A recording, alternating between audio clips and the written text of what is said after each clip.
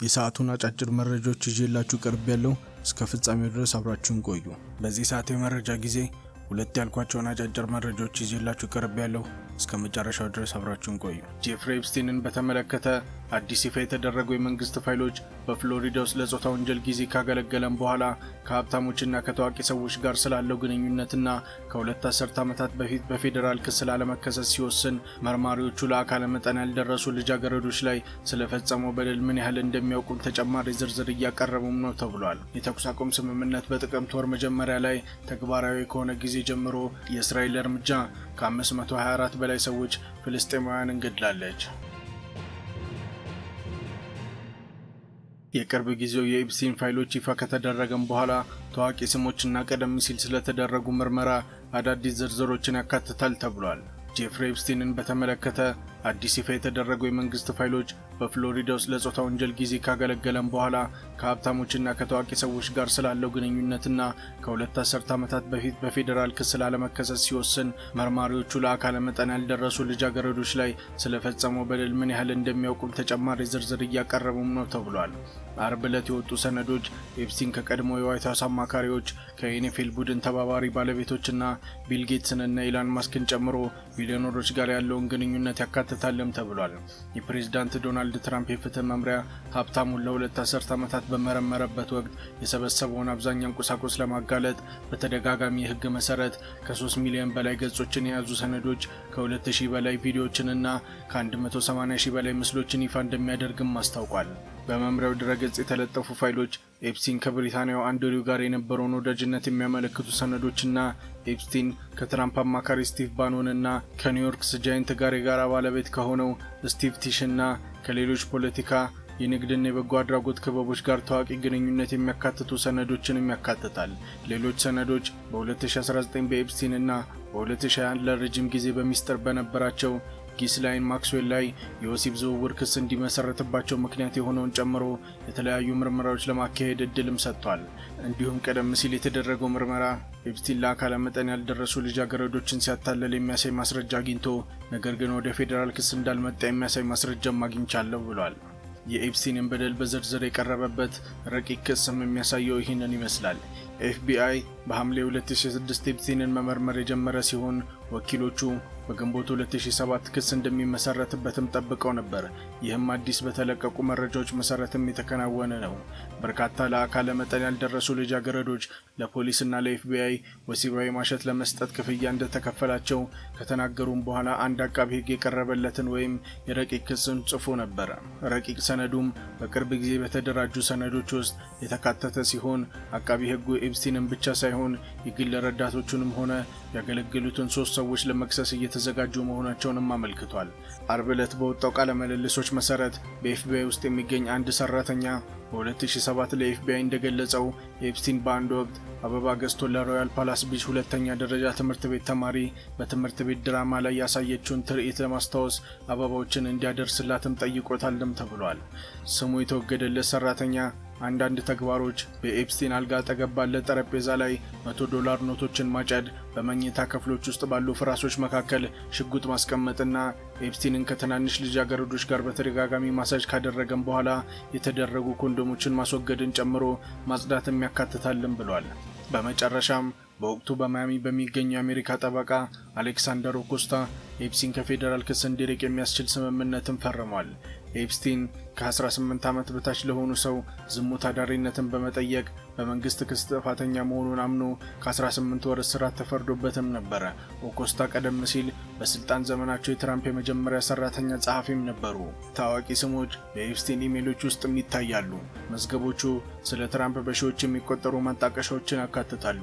ከነዚህም ውስጥ ኤፕስቲን እና ሌሎች ስለሱ የዜና መጣጥፎችን ያጋሩበታል። በፖሊሲዎቹ ወይም በፖለቲካው ላይ አስተያየት የሰጡባቸው ወይም ስለሱና ስለ ቤተሰቡ ሐሜት የነገሩባቸውን ኢሜሎችም ይገኙበታል። በተጨማሪም በነሐሴ ወር የተፈጠረውን የትራምፕን ጥፋት በተመለከተ የተወሰነ እውቀት እንዳላቸው ከሚናገሩ ሰዎች የወጡ ያልተረጋገጡ ክሶችን የሚያጠቃልል የተመን ልሁም ተካቶበታል። የማውንት ባተን ዊንድሶር ስም ቢያንስ በመቶዎች የሚቆጠር ጊዜ በአዲስ በተለቀቁ መዝገቦች፣ በዜና ክሊፖች፣ በኤፕስቲን የግል ኢሜሎችና በኤፕስቲን ባዘጋጀው የራት ግብዣዎች ላይ ይገኙበታል። አንዳንድ መዝገቦች አቃቢ ሕግ ቃለ መጠይቅ እንዲደረግለት እንዲስማማ ለማድረግ ያደረጉትን ሙከራም ያሳያል። በተጨማሪ መዝገቦቹ እንደሚያሳዩት ሙክ፣ ቴስላ፣ ስፔስ ኤክስ እና ኤክስ ቢሊዮነር ቢያንስ 2 ጊዜ ከኤፕስቲን ጋር ተገናኝተው አብዛኞቹ የኤፕስቲን የወሲብ ጥቃት እንደተፈጸመባቸው የሚነገርላቸው የካሪቢያን ደሴት ላይ ለመገናኘት እቅድም አውጥተው ነበር። ጉብኝቶቹ መከናወናቸው ወዲያውኑ ግልጽ አልነበረም።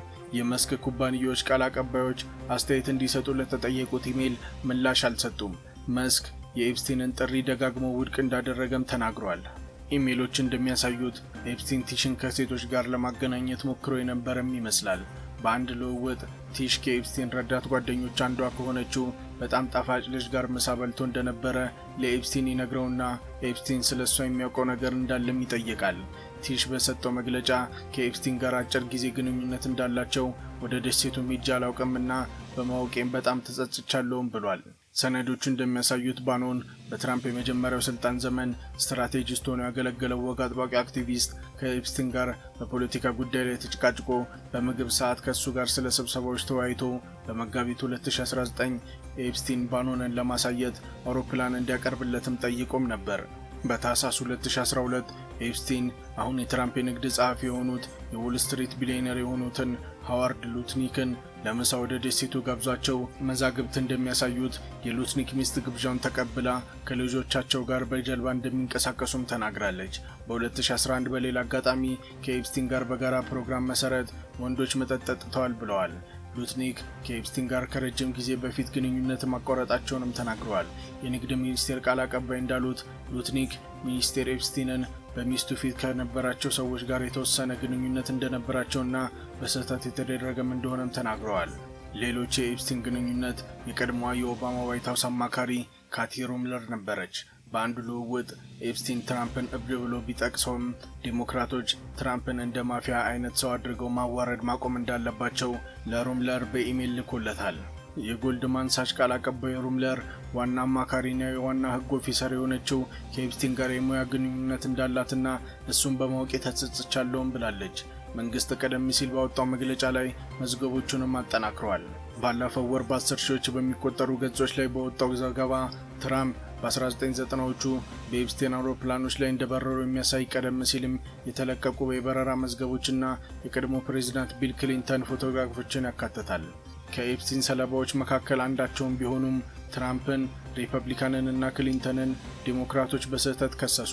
ሁለቱም ሰዎች ኤፕስቲን ለአካለ መጠን ያልደረሱ ልጃገረዶችን እያሰቃየ መሆኑን ምንም እንደማያውቁም ተናግረዋል። ኤፕስቲን ከተከሰሰ ከአንድ ወር በኋላ በነሐሴ ወር 2019 በኒውዮርክ እስር ቤት ራሱን ገድሏል። እንደ አውሮፓውያን አቆጣጠር በ2021 በኒውዮርክ የሚገኙ የፌዴራል ዳኞች ማክስዌል የተባለውን የብሪታንያ ሶሻሊስት ወጣት ለአካለ መጠን ያልደረሱ ሰለባዎቹን በመመልመል በመርዳት የወሲብ ንግድ ወንጀል ፈጽሟል በሚል ክስ ፈርዶበታል። እሷ የ20 ዓመት እስራትም ተፈርዶባታል። የአሜሪካ አቃቢ ሕጎች ከኤፕስቲን በደል ጋር በተያያዘ ሌላ ሰው ላይ ክስ አልመሰረቱም። አንድ ተጎጂ ቨርጂኒያ ሮበርትስ ማውንት ባተን ዊንሰርን ከሳለች። ከ17 ዓመቷ ጀምሮ ከእሱ ጋር የግብረ ሥጋ ግንኙነት ፈጽማ እንደነበረም ተናግራለች። አሁን የቀድሞ ልዑል ከጂፍሬ ጋር የግብረ ሥጋ ግንኙነት ፈጽማለች ብላ ክዳለች። ነገር ግን ያልተገለጸ ክፍያ በመጠየቅም ክሷንም ፈታለች። ጂፍሬ ባለፈው ዓመት በ41 ዓመቱ ራሱን በማጥፋትም ሞቷል። ባለፉት 24 ሰዓታት ውስጥ የተኩስ አቁም ስምምነት ቢደረግም በጋዛ እስራኤል የአየር ድብደባ 37 ፍልስጤማውያንን ተገድሎባታል። በርካታ ሰዎች ደግሞ ቆስለዋል። የተኩስ አቁም ስምምነት በጥቅምት ወር መጀመሪያ ላይ ተግባራዊ ከሆነ ጊዜ ጀምሮ የእስራኤል እርምጃ ከ524 በላይ ሰዎች ፍልስጤማውያንን ገድላለች። ባለፉት 24 ሰዓታት ውስጥ የእስራኤል የአየር ድብደባ በጋዛ ሰርጥ ውስጥ የተለያዩ ከተሞች ላይ ባደረገው ጥቃት ቢያንስ 37 ፍልስጤማውያን መሞታቸውንና በርካታ ሰዎች መቁሰላቸውን በርካታ ምንጮች ቅዳሜ ዕለት ተናግረዋል። በጋዛ በሚገኘው የሲቪል መከላከያ ድርጅት ባወጣው የቅርብ ጊዜ መግለጫ የእስራኤል ቅዳሜ ከጠዋት ጀምሮ በሰርጥ ላይ በፈጸመው ጥቃት 32 ፍልስጤማውያን መግደሉን አረጋግጧል። ከነዚህም ውስጥ ሕፃናትና ሴቶችንም ይጨምራል። የሕክምና ምንጮች ለአናዶሉ እንደገለጹት የእስራኤል የአየር ድብደባ በምዕራብ ጋዛ ከተማ ሪማል ሰፈር ውስጥ በሚገኘው የመኖሪያ አፓርታማ ላይ የደረሰውን ጥቃት 5 ፍልስጤማውያን 3 ሕፃናትንና 2 ሴቶች ሞተዋል፣ ሌሎች ደግሞ ቆስለዋልም ብሏል። በደቡብ ጋዛ ካን ዩኒስ በስተሰሜን ምዕራብ አስዳ አካባቢ በተፈናቀሉ ሰዎች መጠለያ ባደረገው ድንኳን ላይ በእስራኤል የተፈጸመ ሌላ አየር ድብደባ 7 ተጨማሪ ፍልስጤማውያን፣ አንድ ሰው፣ 3 ወንዶች ልጆችንና 3 የህፃናት ልጆች መገደላቸውን የናስ ሆስፒታል ፓራሜዲክሶች ተናግረዋል። የእስራኤል ዓይን እማኞች እንደገለጹት በጋዛ ከተማ በስተምስራቅ በሚገኘው አልቱፋ ሰፈር ውስጥ በሚገኝ የመኖሪያ አፓርታማ ላይ በተፈጸመ ጥቃት በርካታ ፍልስጤማውያን ቆስለዋል። የእስራኤል ተዋጊ ጀቶች በጋዛ ከተማ በስተሰሜን ምዕራብ አልጃላ ጎዳና ላይ የአየር ድብደባ እንዲሁም በማዕከላዊ ጋዛ በሚገኘው የቡሬጅ ስደተኞች ካምፕ በስተምስራቅ 2 ጥቃቶችን ፈጽሟል። ምንም አይነት ጉዳት ግን እንዳልደረሰም ተዘግቧል። አንድ የእስራኤል ተዋጊ ጀት በመቶዎች የሚቆጠሩ ተፈናቃዮች ከሚሰበሰቡበት ጋይዝ ካምፕም የአስተዳደር ህንፃ ላይ ድብደባን ፈጽሟል። ይህም በአልማዋሲ አካባቢ በሚገኘው ካን ዩኒስ ጎዳና 2 ላይ በሚገኘው አልሪባት ኮሌጅም አቅራቢያም ነው። ዘጋቢው እንዳሉት ጥቃቱ የተከሰተው የእስራኤል ጦር ከሰጠው ማስጠንቀቂያ በኋላ ሲሆን ከዚህም በፊት የእስራኤል ድሮን ጥቃት ከፈጸመ በኋላም ነው። በካን ዩኒስ የሚገኘው የፊልስጤም ሲቪል መከላከያ ባወጣው መግለጫ የጦር አውሮፕላኖች ጥቃት ከፈጸመ በኋላ ሰራተኞቹ በጋይዝ ካምፕ ውስጥ ከተፈናቀሉ ሰዎች ጋር ድንኳኖች ውስጥ የተቀላቀለና እሳትም ተቆጣጥረዋልም ብሏል። አናዶል እንደጠቀሱት የዓይን እማኞች ገለጻ ጥቃቱ በድንኳኖች ላይ ከፍተኛ የሆነ ቁሳዊ ጉዳትን አስከትሎ አንዳንዶቹን ደግሞ አውድሟል።